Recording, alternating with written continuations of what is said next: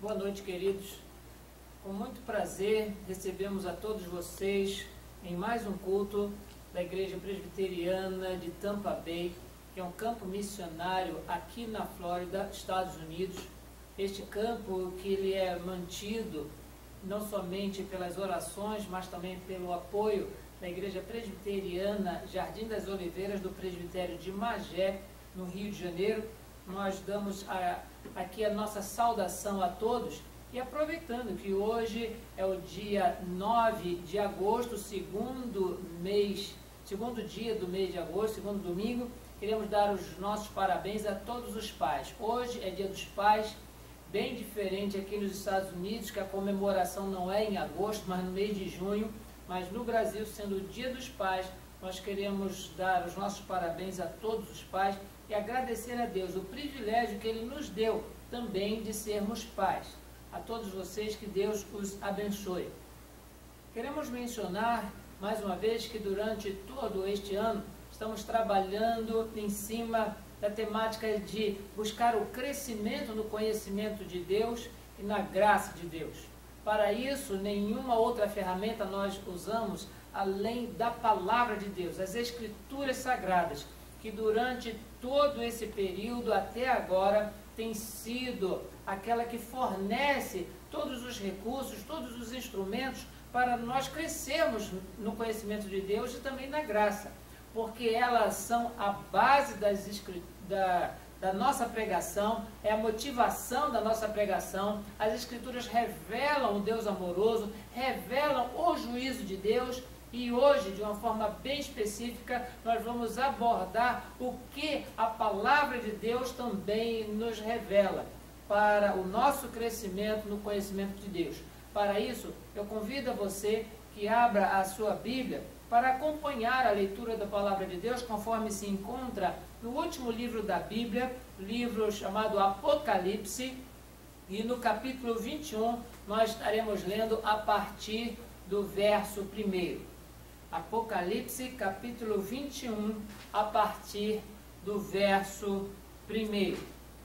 O texto, ele tem 2 grandes parágrafos, e o primeiro refere-se ao novo céu e à nova terra, e o segundo refere-se à nova Jerusalém.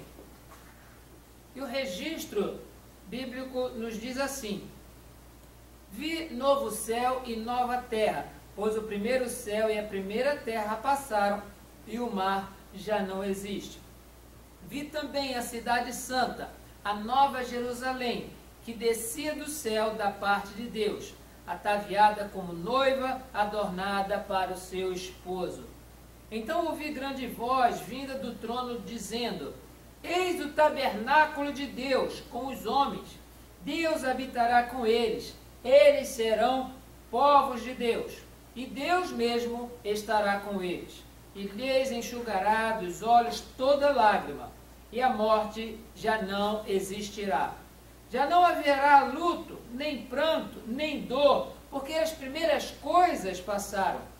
E aquele que está sentado no trono disse: eis que faço novas todas as coisas. E acrescentou: escreve, porque estas palavras são fiéis e verdadeiras. Disse-me ainda: tudo está feito. Eu sou o Alfa e o Ômega, o princípio e o fim. Eu, a quem tem sede, darei de graça da fonte da água da vida. O vencedor herdará estas coisas.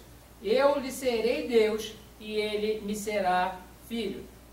Quanto, porém, aos covardes, aos incrédulos, aos abomináveis, aos assassinos, aos impuros, aos feiticeiros, aos idólatras e a todos os mentirosos, a parte que lhes cabe será no lago que arde com fogo e enxofre, a saber, a segunda morte. Então veio um dos 7 anjos, que tem as 7 taças cheias dos últimos 7 flagelos, e falou comigo, dizendo: vem, mostrar-te-ei a noiva, a esposa do Cordeiro. E me transportou em espírito até uma grande e elevada montanha, e me mostrou a cidade santa, Jerusalém, que descia do céu da parte de Deus, a qual tem a glória de Deus. O seu fulgor era semelhante a uma pedra preciosíssima, como a pedra de jaspe cristalina. Tinha grande e alta muralha, 12 portas, e junto às portas 12 anjos, e sobre elas nomes inscritos, que são os nomes das 12 tribos dos filhos de Israel. 3 portas se achavam a leste, 3 ao norte, 3 ao sul e 3 a oeste. A muralha da cidade tinha 12 fundamentos. Estavam sobre estes os 12 nomes dos 12 apóstolos do Cordeiro. Aquele que falava comigo tinha por medida uma vara de ouro para medir a cidade, as suas portas e a sua muralha. A cidade é quadrangular, de comprimento e largura iguais. E mediu a cidade com a vara até 12.000 estádios. O seu comprimento, largura e altura são iguais. Mediu também a sua muralha 144 côvados, medida de homem, isto é, de anjo. A estrutura da muralha é de jaspe, também a cidade é de ouro puro, semelhante a vidro límpido. Os fundamentos da muralha da cidade estão adornados de toda espécie de pedras preciosas. O primeiro fundamento é de jaspe, o segundo de safira, o terceiro de calcedônia, o quarto de esmeralda, o quinto de sardônio, o sexto de sárdio, o sétimo de crisólito, o oitavo de berílio, o nono de topázio, o 10º de crisópraso, o 11º de jacinto e o 12º de ametista. As 12 portas são 12 pérolas, e cada uma destas portas de uma só pérola. A praça da cidade é de ouro puro, como vidro transparente. Nela não vi santuário, porque o seu santuário é o Senhor, o Deus Todo-Poderoso e o Cordeiro. A cidade não precisa nem de sol, nem da lua para lhe darem claridade, pois a glória de Deus a iluminou. E o Cordeiro é a sua lâmpada. As nações andarão mediante a sua luz, e os reis da terra lhe trazem a sua glória. As suas portas nunca jamais se fecharão de dia, porque nela não haverá noite, e lhe trarão a glória e a honra das nações. Nela nunca mais penetrará coisa alguma contaminada, nem o que pratica abominação e mentira, mas somente os inscritos no livro da vida do Cordeiro. Queridos, é com grande alegria que nos deparamos com um texto tal como esse. Porque se existe alguma coisa que desperta a nossa curiosidade é saber o que vai acontecer lá na frente, não somente depois de nós morrermos, mas também depois, quando Jesus vier, como será a nossa habitação. O livro do Apocalipse é o único livro profético do Novo Testamento.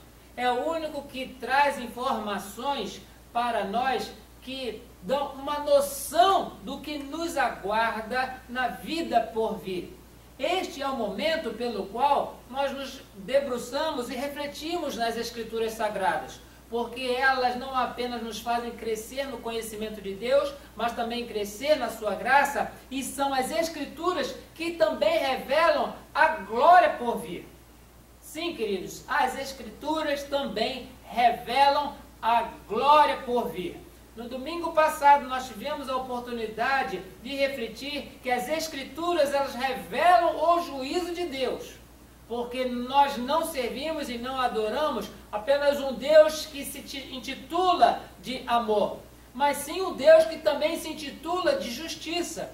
E a justiça de Deus faz com que cada um de nós entenda que após o juízo do Senhor ser executado, todos aqueles que fazem parte do seu povo, todos os seus escolhidos, eles viverão diante do Senhor durante toda a eternidade. E o livro do Apocalipse, especificamente aqui no capítulo 21, nos revela a glória por vir.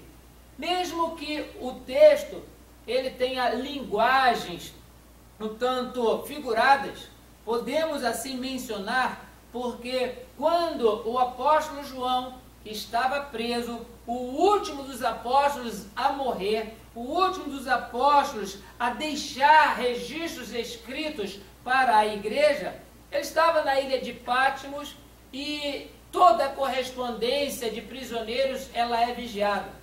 E um dos conceitos que se fala a respeito de como um preso religioso, ele não era um preso por insurgir-se contra Roma, contra o governo, seja lá o que for. Ele era um preso que estava ali por motivos religiosos. E a gente pergunta como pode um preso escrever coisas tão importantes, coisas tão magníficas e não haver despertamento das autoridades que o estavam detendo. E uma das versões que explica é que a linguagem colocada configurou para aquelas autoridades que se tratava de escritos de uma pessoa que estava ausente de juízo. E disseram, olha, isso daqui não faz sentido nenhum, deixa passar. Ele está escrevendo, deixa embora, eu estou lendo aqui e não estou entendendo nada. Porque isso são registros de uma pessoa que está ausente do seu juízo. Por isso, queridos, muitas das palavras que se encontram no livro do Apocalipse tem sim uma linguagem figurada, uma linguagem alegórica, mas que apontam para uma verdade que cabe a cada um de nós estar atento, porque é a palavra de Deus. Se assim não fora, não estaria dentro, compondo o cânon bíblico, do qual nós nos fortalecemos a cada dia pela sua leitura. Sim, queridos, depois de passado várias informações a respeito do que haverá de vir, o apóstolo João, ele se detém nesse capítulo 21 para falar a respeito do novo céu e da nova terra, da nova Jerusalém, apontando para aqueles que irão habitar com o Senhor por toda a eternidade, como que é essa glória por vir. Sim, queridos, a Bíblia nos dá essa informação e a primeira coisa que nos destaca aqui no texto que nós lemos de todo o capítulo 21 de Apocalipse é que as Escrituras revelam a glória por vir, porque o Senhor habitará conosco e Ele mesmo estará entre nós. Sim, queridos, a primeira coisa que nos alegra e nos conforta o coração é saber que esta glória por vir, ela não fala somente da beleza do lugar, não fala somente das coisas que aqui nesse mundo nós damos valor e chega a ponto de povos brigarem entre si pela posse desses bens. Mas a primeira coisa em que se refere o texto é que essa glória por vir, ela se caracteriza pela presença do Senhor entre nós, porque Ele habitará conosco e estará entre nós.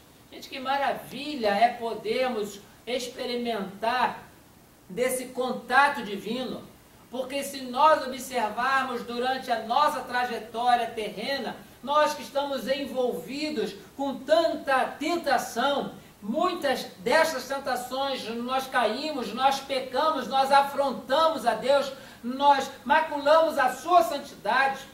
Mas louvado seja o Senhor, porque o sangue de Cristo nos purifica de todo pecado. Na nossa confissão nós sabemos disso. E diante desse Deus, nós habitaremos por toda a eternidade. Mesmo que não tivesse a citação desse ouro, a citação dessas pedras preciosas, mesmo se não tivesse nada que nos enviasse para um ambiente paradisíaco, apenas a presença de Deus entre nós já seria glória suficiente. Sim, queridos, quando o apóstolo João, ele escreve estas coisas, esses detalhes, no verso 3, nós podemos observar: então ouvi grande voz vindo do trono dizendo: eis o tabernáculo de Deus com os homens, Deus habitará com eles, eles serão povos de Deus, e Deus mesmo mesmo estará com eles. Que maravilhas, queridos! Esta é a glória por vir que as Escrituras revelam.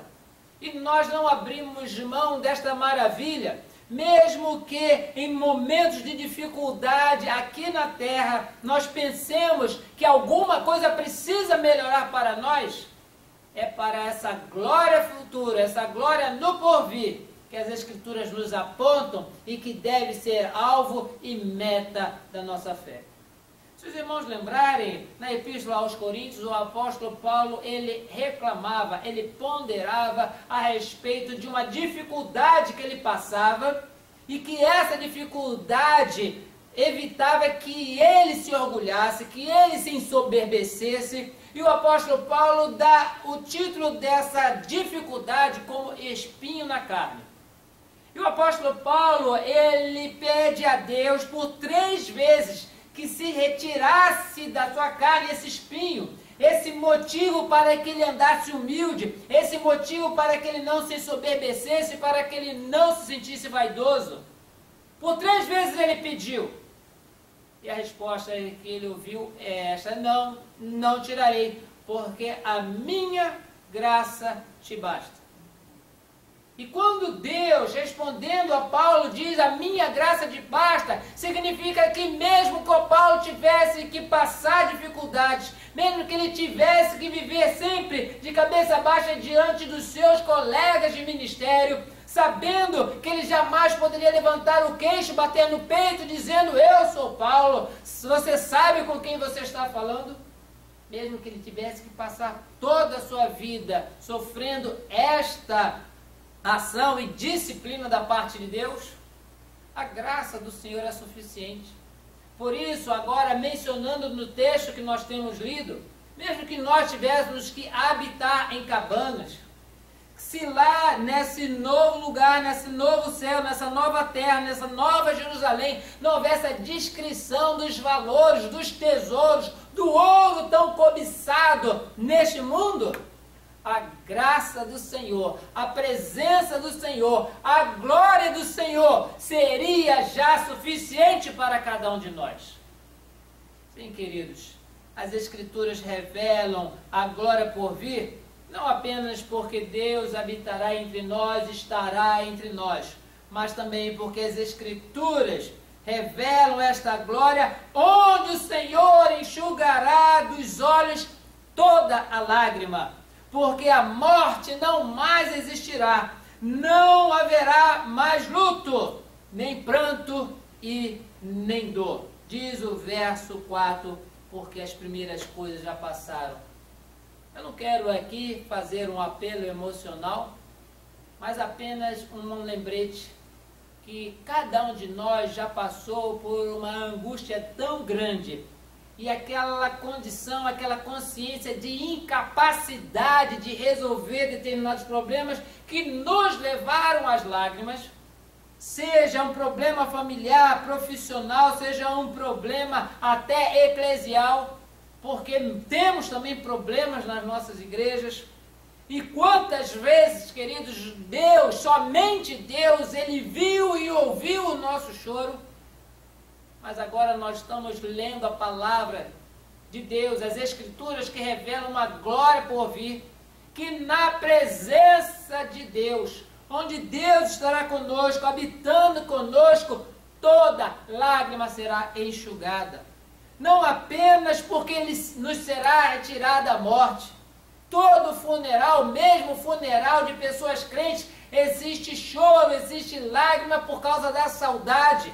O ser humano, ele não foi criado para morrer, e quando a morte chega na nossa casa, chega na nossa família, existe choro, mas não haverá morte na glória por vir, não haverá tristeza na glória por vir, porque a presença do Senhor nos confortará de tal maneira que o luto, ele jamais será lembrado, não haverá pranto, não haverá dor, não haverá nenhuma contingência que nos lembre desse mundo, das nossas tristezas. Temos tristezas no dia a dia, podemos acordar muito bem de manhã mas nenhum de nós pode garantir que chegaremos ao final do dia felizes e satisfeitos da mesma maneira que nós acordamos.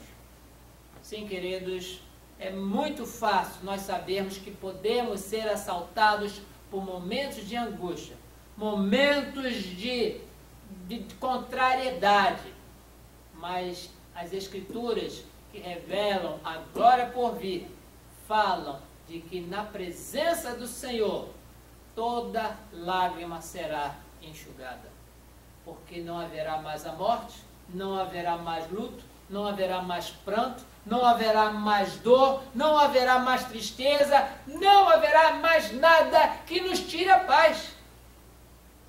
Daí, queridos, é que nós louvamos e bendizemos ao Senhor, porque a sua palavra é completa.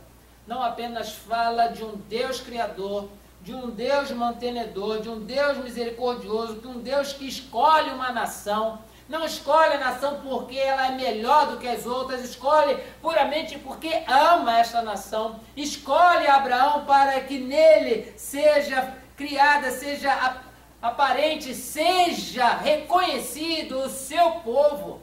E durante toda a jornada do povo de Israel até Jesus, mais uma vez nós vemos um Deus Salvador, nós vemos um Deus Consolador no Espírito Santo, e nós vemos um Deus que a dia realiza milagres no novo nascimento, na transformação de corações, nos preparando para esta glória por vir.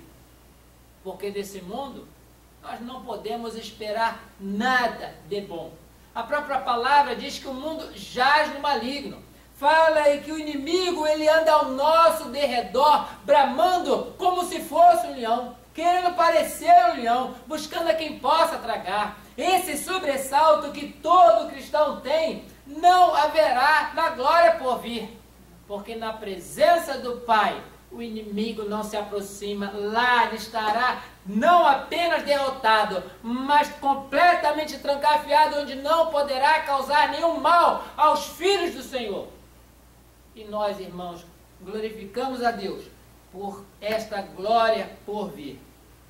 Diz-nos ainda o texto, irmãos, que as Escrituras revelam a glória por vir, onde estaremos livres da proximidade dos que podem nos influenciar negativamente.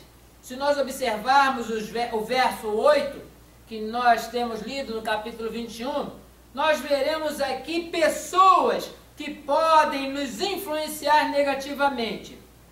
Covardes, incrédulos, abomináveis, assassinos, impuros, feiticeiros, idólatras, mentirosos e todos aqueles que cabem e são destinados ao lago que arde com fogo e enxofre, a saber, a segunda morte. Na glória por vir, essas pessoas não estarão próximas de nós, pelo contrário, estarão muito longe. Nós hoje temos medo, às vezes, de sair da nossa casa. Temos medo, às vezes, até de ligar o aparelho da nossa televisão, já com receio do que nós vamos ver. Se são notícias boas do governo, se são notícias boas do serviço de meteorologia, se são notícias boas dos nossos compatriotas que estão em frente de batalha, enfrentando o crime nas favelas, enfrentando o crime dentro do governo institucionalizado. Todo esse medo, porque existem pessoas próximas a nós que nos influenciam negativamente, que fazem com que a nossa ação e que a nossa reação, ela seja muito e meticulosamente tomada, porque nós temos o nome do Senhor para defender. Nós somos chamados pelo nome do Senhor, e essas pessoas ao nosso redor, elas tentam e podem nos influenciar negativamente. No verso 8, nós vemos apenas 8 tipos. Mas nós sabemos que não há uma lista completa das pessoas que agem contrário à vontade de Deus e que estão ao nosso lado tentando de alguma forma nos influenciar negativamente. O apóstolo Paulo, escrevendo a primeira epístola aos Coríntios, no capítulo 6, verso 9 e verso 10, ele também sugere uma outra lista a respeito destas pessoas que podem influenciar negativamente o povo de Deus. Diz assim no verso 9 de 1 Coríntios 6: ou não sabeis que os injustos não herdarão o reino de Deus? Não vos enganeis, nem os impuros, nem os idólatras, nem adúlteros, nem efeminados, nem sodomitas, nem ladrões, nem avarentos, nem bêbados, nem maldizentes, nem roubadores herdarão o reino de Deus. Enquanto o apóstolo João faz citação de 8 tipos de pessoas que podem influenciar negativamente, o apóstolo Paulo aqui já lista 11. E é claro que eu e você poderíamos fazer a nossa lista particular, mas seja qual for o tamanho dessa lista, seja lá qual for os predicados negativos dessas pessoas, as Escrituras revelam que na glória por vir, nós estaremos livres dessas pessoas, livres dessa contaminação, porque o Senhor, Ele nos tem separado para si, e na proteção dos braços do Pai, na proteção da presença do Senhor, nada, nem ninguém poderá causar dano à nossa santidade diante de Deus, ao nosso culto ao Senhor, à nossa adoração eterna diante do nosso Deus. Sim, queridos, as Escrituras revelam a glória por vir, onde nós estaremos também livres da proximidade dos que podem nos influenciar negativamente. Vocês já notaram como é que será este local? Como será esta glória por vir? Se os irmãos observarem, nós não estamos colocando muita ênfase na beleza arquitetônica, mesmo mencionando aqui uma coisa curiosa, não é? De que a cidade que foi medida no verso 16, ela media 12.000 estádios. Essa medida aqui de um estádio de 185 metros, falando de Brasil, não é? Essa medida refere-se a 2.200 metros. 2,2 km de cidade, numa medida, cidade, noutra medida, o que se os irmãos lembrarem, a leitura diz que ela tem um formato quadrangular. É a mesma frente, a mesma largura, a mesma profundidade. É como na nossa mente limitada, um caixote. Mas nós não estamos preocupados aqui em falar das portas, não estamos aqui preocupados em falar dos anjos, não estamos falando aqui também dos apóstolos e muito menos do nome dos patriarcas, das 12 tribos de Israel. Não estamos aqui limitados ou dando ênfase o que é pedra tal, o que é pedra colar, o que é ouro aqui, o que é praça de lá. Nós não estamos preocupados com isso porque para nós a glória por vir, ela se concentra de maior peso na presença do Senhor, que habitará conosco, estará sempre conosco, onde toda lágrima será enxuta, porque não haverá morte, não haverá luto, não haverá dor, não haverá pranto, onde as pessoas que podem causar mal, podem nos influenciar negativamente, elas estarão longe de nós. Que maravilha! Algumas pessoas na Idade Média achavam que podiam se santificar ou melhorar a sua condição de adorador a Deus, se fechando em um mosteiro, os homens, ou se trancando num convento, as mulheres.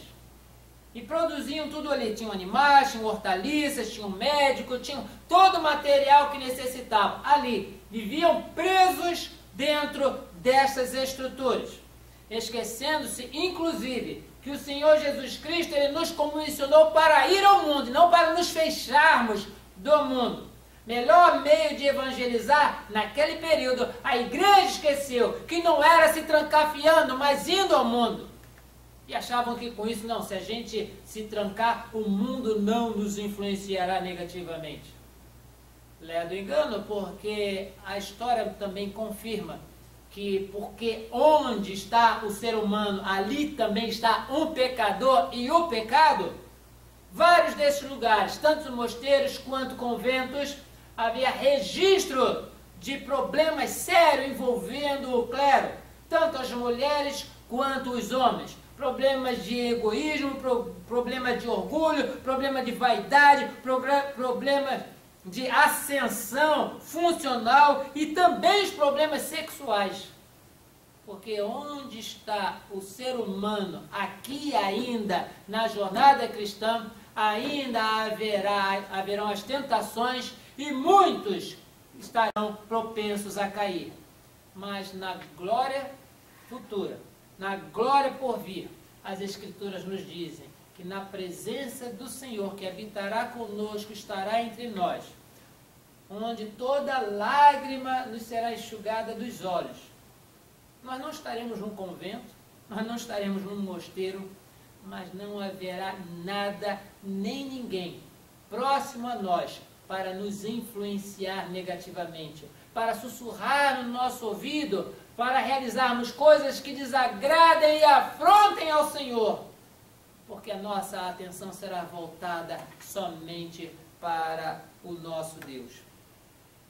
Sim, queridos, as Escrituras também, por esse texto, elas revelam a glória por vir, onde não precisaremos nem do sol, nem da lua para clarear, porque a glória de Deus nos iluminará e o Cordeiro é a nossa lâmpada.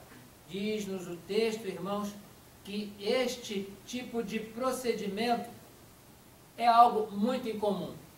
Tem um hino do nosso inário, hino de número 13, que diz assim a sua primeira estrofe: se nos cega o sol ardente, quando visto em seu fulgor, ou seja, ao meio-dia, por ali, quem contemplará aquele que do sol é criador? Patriarcas não puderam o seu rosto contemplar, nem Adão chegou a vê-lo mesmo antes de pecar. Sim, queridos, Deus, Ele é o Criador do sol. E na presença do Senhor, o sol não terá nenhuma necessidade de existir. Não haverá necessidade da lua para nos iluminar, porque lá não haverá noite. Lá não haverá o dia, haverá a presença do Senhor. Por isso que uma das melhores definições da palavra glória é um fulgor exuberante. Se nós temos um ambiente escuro e acendermos um pequeno palito de fósforo, nós já veremos diferença, porque por menor que seja a chama, no ambiente escuro ela se destaca e ilumina bastante no escuro. Se tivermos uma lanterna, melhor ainda. Um holofote, mais ainda. Se tivermos debaixo do sol, todo mundo enxerga tudo. Mas à medida que vai aumentando a luminosidade, os nossos olhos mortais já não podem suportar. Daí a maravilha da narrativa do apóstolo Paulo, escrevendo a primeira epístola aos Coríntios, no capítulo 15, de que nós teremos corpos transformados. Não apenas os nossos membros, mas também os nossos órgãos de visão, porque os nossos olhos mortais não podem contemplar o fulgor exuberante do nosso Deus, mas os nossos corpos transformados poderão. Quando Moisés desceu do monte trazendo a lei para comunicar ao povo, depois de ter pedido ao Senhor para ver a sua glória, a narrativa do livro do Êxodo diz que Deus o colocou dentro de uma fenda e depois que passasse a sua glória, Moisés poderia vê-lo. E somente aquele pequeno espaço de tempo foi suficiente para que quando Moisés chegasse para o povo, as pessoas não pudessem olhar para Moisés porque o seu rosto resplandecia. E ele precisava falar com as pessoas tendo o rosto coberto, porque as pessoas sabiam que aquele que está na presença de Deus, aquele que contempla a glória de Deus, o seu rosto resplandece. E aqui, irmãos, diz o texto, as Escrituras que revelam a glória por vir, diz que não precisaremos do sol, nem precisaremos da lua para clarear, porque a glória de Deus nos iluminará e o Cordeiro será a nossa lâmpada. Maravilha, irmãos, esta glória por vir. Eu conheço muitas pessoas, e não são crianças, que têm medo do escuro. E por terem medo do escuro, e não foi trabalhado isso já na infância, já chegaram na fase adulta, mas antes de dormir tem que deixar um ponto aceso na casa. Porque vão na sua mente imaginar que tem ou o bicho-papão, ou um outro fantasma, ou seja lá o que for. Medo do escuro. Realmente, queridos, as trevas nunca foram um bom lugar para a gente morar, para a gente viver, para a gente fazer qualquer coisa. É necessário haver luz para que haja produção. E mesmo aqueles animais que têm hábitos noturnos, Deus lhes deu a capacidade de desenvolverem outros sentidos para que eles possam sobreviver, se alimentar e se reproduzir. Mas nós, como seres humanos, nós precisamos de luz, precisamos de luminosidade. E na glória por vir, estaremos diante de Deus. Por isso, não há necessidade do sol, não há necessidade da lua, não há necessidade de nada, porque a glória de Deus nos iluminará e o Cordeiro será a nossa lâmpada. Por último, irmãos, as Escrituras revelam a glória por vir, onde somente estarão presentes os inscritos no livro da vida do Cordeiro. Verso 27 do capítulo 21 diz exatamente isso. Não é algo, irmãos, que se requer ao governo, não é algo que se pede a Deus, não é algo que Deus faz uma pergunta para a multidão de pecadores, que quem quer vir, que quem quer estar presente. A palavra de Deus diz que o coração do pecador não quer saber nada de Deus. Mesmo estando no ambiente religioso, seja do judaísmo, seja do protestantismo, nenhuma dessas pessoas, enquanto Deus não fizer uma mudança no seu coração, através do Espírito Santo, através de um novo nascimento, nenhuma pessoa, ela quer saber de Deus. Por isso, lendo a epístola de Paulo aos Efésios, capítulo 1, verso 4, nós observamos que nós fomos eleitos em Cristo antes da fundação do mundo para sermos santos e irrepreensíveis, e em amor Ele nos escolheu. Nos escolheu não apenas para adorá-lo, não apenas para falar bem dele, mas para que nós façamos diferença no mundo em que nós vivemos. Sim, queridos, nós que outrora estávamos mortos nos nossos delitos e pecados, Deus nos deu vida e nós somos salvos pela graça. E quando Deus Ele nos salva antes da fundação do mundo, no período da nossa existência, Ele marca um momento para que o nosso novo nascimento ocorra e assim nós despertemos para a realidade de que só Jesus Cristo é Salvador.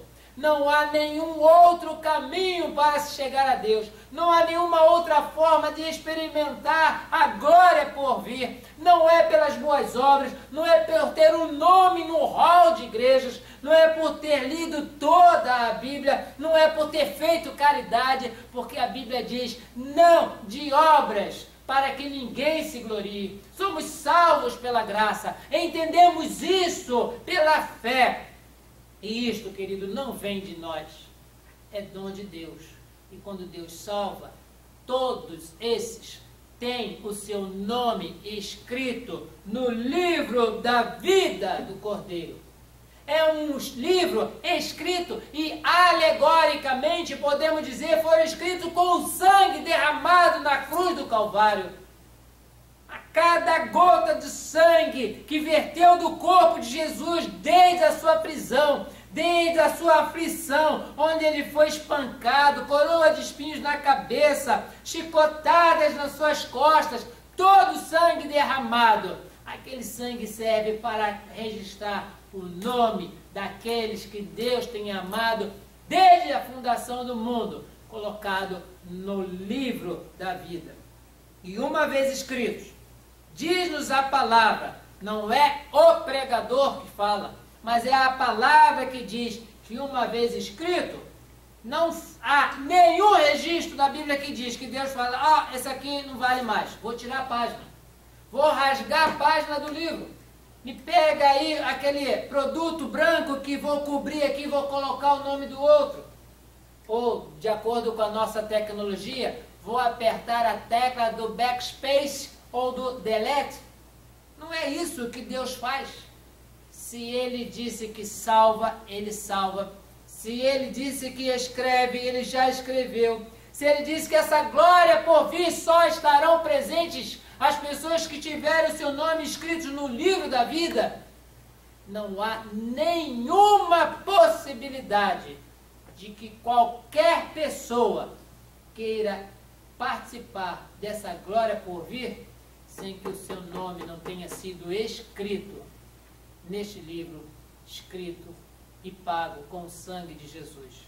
Por isso, queridos, eu louvo e bendigo ao Senhor porque Ele nos favorece, nos beneficia com a possibilidade de sabermos não apenas que as Escrituras devem ser a base da pregação, que motivam a pregação, que falam do Deus de amor, que falam do juízo de Deus, mas essas mesmas Escrituras são elas que nos falam e nos revelam sobre a glória por vir. A minha oração é que, refletindo sobre esse texto, você não se prenda aos aspectos estatísticos, aos aspectos minerais, já que citaram-se tantas pedras, 12 das pedras principais das bases da nova cidade, Nova Jerusalém. Mas tem gente que fica preocupado com isso, mas a nossa preocupação não é com o ouro, não é com as pedras, não é a nossa preocupação com as portas, que está para leste, que está para oeste, está para norte, está para sul. Isso é uma linguagem que para nós não tem tanto peso ou tanta significação, quanto saber que na glória por vir, as Escrituras nos confirmam que Deus habitará conosco, estará sempre entre nós. De que nos enxugará dos olhos toda a lágrima. De que as pessoas ou elementos que podem influenciar negativamente a nossa vida aqui na terra, lá na glória por vir, não existirão. E que também, queridos, nós não necessitaremos do sol nem da lua para nos iluminar. Mas todos aqueles que estarão usufruindo da bênção da glória por vir, eles estarão lá, porque os seus nomes foram escritos no livro da vida do Cordeiro. Confortemo-nos uns aos outros, na esperança dessa glória por vir, e preguemos essa palavra, porque como instrumento de Deus, certamente nós seremos usados para alcançar mais e mais pessoas para a consciência dessa glória por vir. Que Deus assim nos abençoe. Amém.